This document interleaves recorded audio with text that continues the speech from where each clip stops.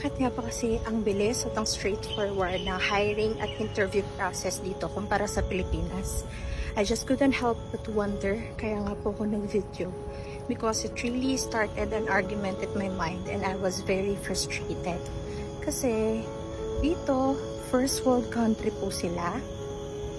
Structured ang labor law, maraming worker rights, maraming benefits, ang taas ng pasahod, pero very straightforward lang ng hiring at interview process nila.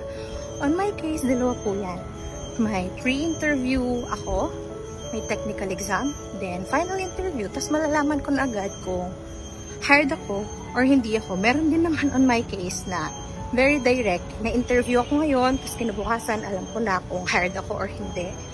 Sa Pilipinas, third world country siya, ang baba ng pasahod, ang taas-taas ng tax na binabayaran natin, ang konti ng mga workers' benefits, tapos ang hirap pang pumasok. Kaya I just couldn't help but wonder, bakit kaya ganito sa Pilipinas? Hindi ba dapat baliktad yung sistema? So, I really took a video to really find answers.